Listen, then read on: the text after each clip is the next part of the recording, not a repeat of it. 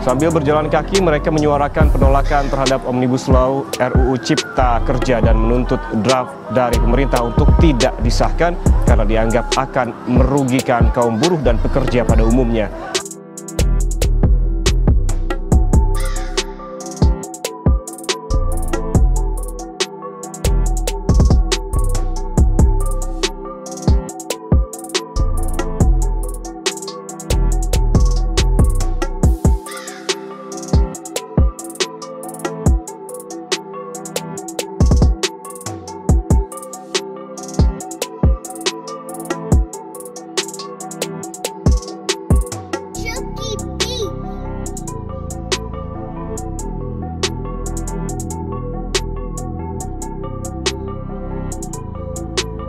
Aksi kali ini digelar juga untuk mengapresiasi DPR RI yang telah membentuk tim perumus bersama 32 konfederasi dan federasi serikat pekerja.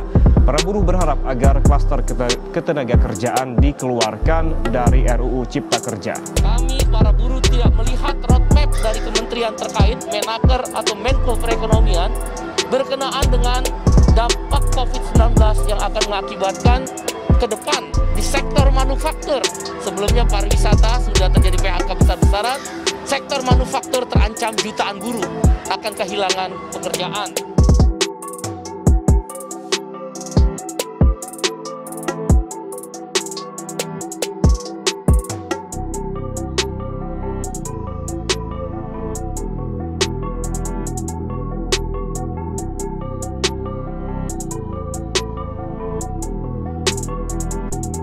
Klaster ketenaga kerjaan dinilai menyengsarakan buruh dan mendegradasi Undang-Undang Nomor 13 tentang Tenaga Kerja. Memaksakan dan akan meminta supaya pemblokiran itu dibuka. Karena apa? Ini adalah untuk kepentingan pekerja, untuk kepentingan buruh hari ini dan akan datang. Karena kalau sampai itu diketok, habis riwayat kita semua. Habis masa depan anak dan cucu kita yang akan datang. Itu. Kita akan tetap labrak, kita akan tetap terabas. Kita akan minta pengertian pihak kepolisian ini untuk kepentingan pekerja dan buruh Indonesia. Itu. Jadi bukti sebagai penolakan kami adalah kesungguhan kami hari ini pemberitahuan karena Omnibus Law benar-benar akan merugikan kaum buruh yang ada di Republik Indonesia. Tanggal 6-7 Oktober untuk melakukan unjuk rasa nasional melalui mogok kerja nasional di perusahaannya masing-masing. Unjuk rasa puluhan mahasiswa yang menamakan diri Aliansi Malang menolak Omnibus Law ini diikuti oleh perwakilan Badan Eksekutif Mahasiswa Semalang Raya di depan gedung DPRD Kota Malang.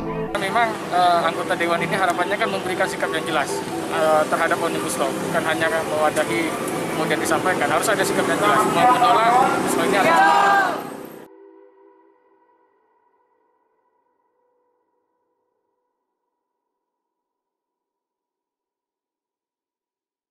Maka pimpinan dapat mengambil berdasarkan pandangan-pandangan fraksi di dalam forum rapat paripurna. Cocok. Bisa disepakati? Sepakati, Pak. Pak Beni, setelah tolong Pak Ketua, sebelum dilanjutkan, kami dikasih kesempatan. Saya sudah berikan kesempatan, Pak Beni. Tolong. Kami menyatakan, kami mengatakan di Republik Indonesia ini, di DPR RI khususnya dan pemerintah, telah terjadi krisis moral. Telah terjadi krisis empati dalam kondisi seperti ini, memaksakan kehendak untuk memutuskan undang-undang yang faktanya ditolak oleh mayoritas masyarakat Indonesia dari sekian klaster yang ada. Dari fraksi Partai Keadilan Sejahtera Mulyanto dan Sekjen Aliansi Masyarakat Adat Nusantara Ruka Simbolinggi. Selamat malam Bapak-Bapak dan Ibu. Iya. Selamat malam. Salam Nusantara. Salam Nusantara juga. Baik, saya ke Bung Tobas, Bung Taufik Basari. Bung Tobas, jadi 1 jam yang lalu kurang lebih sudah diketok ya. Anda bisa jelaskan pada publik dimanapun berada, pemirsa Kompas TV terkait dengan pengesahan RUU Cipta Kerja menjadi undang-undang. Ya, jadi hari ini dalam rapat paripurna DPR RI telah disahkan RUU Cipta Kerja. Nah, yang harus saya berikan informasi kepada publik adalah ketika kita ingin mengkritisi RUU Cipta Kerja ini, maka kita harus mengkritisi draft hasil pembahasan di Balik ya. Karena memang ada perbedaan yang sangat mendasar antara draft awal yang disampaikan oleh pemerintah dengan hasil pembahasan di Balik. Karena dalam proses pembahasan di Balik kita juga sudah mencoba untuk memperbaiki draft itu dengan mencoba memberikan satu afirmasi kepada yang mana? Poin mana? Anda boleh jelaskan? Rentan. Salah satunya misalnya di soal dihilangkannya sanksi pidana terhadap masyarakat yang turun-temurun tinggal di kawasan hutan, ya, yang tadinya itu dipidana, kemudian sekarang sudah tidak ada pidananya lagi. Kemudian terkait dengan ketenaga kerjaan, yang tadinya ada beberapa hak-hak yang dihilangkan seperti hak cuti, hak menikah, kemudian kedukaan, itu juga sudah kita kembali ke undang-undang existing. Ini tapi harus saya sampaikan juga bahwa fraksi-fraksi di DPR itu bukannya tidak berupaya untuk memperjuangkan itu semua. Proses ini kita lakukan dalam proses pembahasan dan bisa disaksikan oleh seluruh rakyat Indonesia. Jadi ya inilah hasilnya ya, terlepas dari kelebihan dan kekurangan yang ada.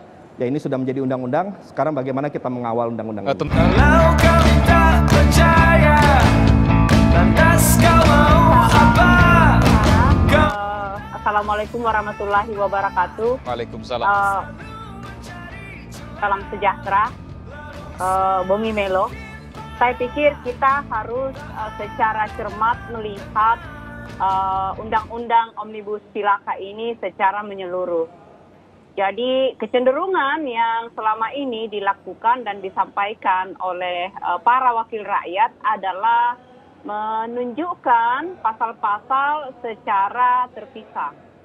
Ini ada tendensi juga untuk mengadu antar sektor. Gimana? Kita bicara sekarang soal real aja, Mbak Ruka. Jadi kalau seandainya Anda mengatakan seperti apa yang akan terjadi dan klausul mana? Ya, apa yang akan terjadi adalah pengalaman kami masyarakat adat selama ini di tengah-tengah ketiadaan kepastian hukum, di tengah-tengah ketiadaan undang-undang masyarakat adat yang melindungi seluruh hak-hak masyarakat adat, maka undang-undang apapun yang ada itu cenderung mengorbankan masyarakat adat. Ya, kalau kita lihat misalnya undang-undang lingkungan hidup saja, yang secara real di situ mengakui mengakui hak masyarakat adat untuk melakukan perladangan secara tradisional, justru ayat satunya itu kemudian digunakan untuk mengkriminalisasi masyarakat adat. Itu contohnya. Nah, di dalam undang-undang Omnibus Law ini, kenapa dari aman kami dari awal mengatakan bahwa ini kami tolak, karena seolah-olah ini hanya urusan pekerjaan. Ya, urusan tenaga kerja. Padahal yang lebih besar dari situ adalah bagaimana investor yang akan masuk merampas wilayah adat selama ini diberikan karpet merah. Hari ini saya pikir seluruh rakyat Indonesia, khususnya kami masyarakat adat, itu berduka. Dan kami mengibarkan bendera setengah tiang. Jadi yang Anda khawatirkan ini karpet merah bagi para investor untuk masuk ke hutan adat, untuk masuk ke wilayah adat, untuk kemudian merusak. Itu bayangan Anda?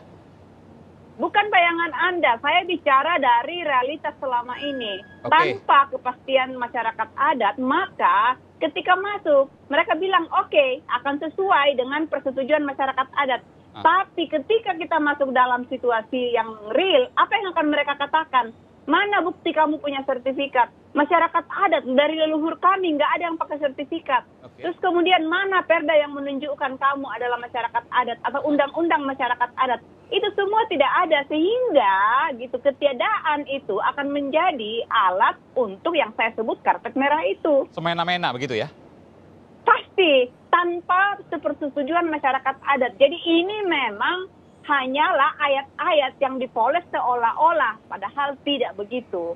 Oke, Bung Tobas, Anda bisa menjawab langsung, karena ini kita bicara soal apa yang kemudian dikhawatirkan, apa yang kemudian muncul nanti, apa yang kemudian Anda bisa sampaikan. Kalau kalian katakan nggak ada kriminalisasi lagi, nggak ada pasal kriminal lagi terkait dengan masyarakat adat. Tapi ada kemungkinan yang disampaikan oleh Mbak Ruka tadi, kan masyarakat adat, tanahnya dan lain sebagainya, mungkin nggak ada hitam di atas putih, nggak punya dokumen. Lalu kemudian ketika ditanya dokumen nggak ada, ya udah semena-mena investor. Bagaimana Anda menjawab ini? Bung Tobas. Ya, saya setuju bahwa implementasi dari RUU Cipta Kerja ini harus dikawal dalam bentuk adanya RUU Masyarakat Hukum Adat. Kebetulan fraksi Nasdem adalah inisiator dari RUU Masyarakat Hukum Adat yang sedang kita perjuangkan untuk segera bisa dibahas di DPR. Kemarin kita bertarung di Bamus ya, mengajak voting ya untuk ini bisa dibawa ke paripurna. Tapi kita tunggu sampai nanti pimpinan akan membawa ini ke paripurna. Bagaimana Jadi, kemudian dengan kesan tadi yang disampaikan ini simpel sekali sebenarnya, memberikan karpet merah pada investor ya, untuk kemudian masuk ke dalam wilayah adat dan merusaknya. Ya, jadi memang ini tujuan dari RUU tersebut adalah untuk memberikan peluang-peluang investasi. Kekhawatiran itu menurut saya masuk akal ya. Tinggal bagaimana kemudian kita menjaga agar hal yang negatif tersebut tidak terjadi. Nah, oleh karena itu maka ada juga hal yang menarik yang bisa dibahas bersama juga dengan teman-teman Aliansi Masyarakat Hukum Adat mengenai penataan kawasan hutan. Sekarang melalui RUU Cipta Kerja ini kita coba tata kawasan hutan ya, yang di situ kita juga memberikan satu kepastian hukum bagi masyarakat termasuk juga masyarakat adat yang tinggal di kawasan hutan yang sudah terlanjur karena adanya peta membuat kawasan yang tadinya itu sudah ditinggali oleh teman-teman masyarakat adat. Sekarang kita berikan kepastian hukum bahwa mereka bisa kita berikan legitimasi untuk bisa tetap tinggal di situ, bisa memanfaatkan hasil hutan sepanjang bukan untuk kepentingan komersial. Artinya dan benar itu bahwa ada RUU semua Cipta kita Kerja atur ini yang dalam menjadi RUU undang-undang, Cipta Bung Kerja. Tobas, tidak melindungi masyarakat adat, tapi kemudian memberikan karpet merah bagi investor tanpa kemudian memikirkan masyarakat adat. Benarkah itu? Tidak demikian. Jadi di satu sisi memang akan membuka peluang investasi, itu benar. Tapi di sisi lain, dalam pembahasan di RUU Cipta Kerja ini, kita coba memberikan satu perlindungan kepada masyarakat adat di dalam pasal-pasalnya. Nah, tapi kan yang sekarang menjadi PR adalah bagaimana implementasinya.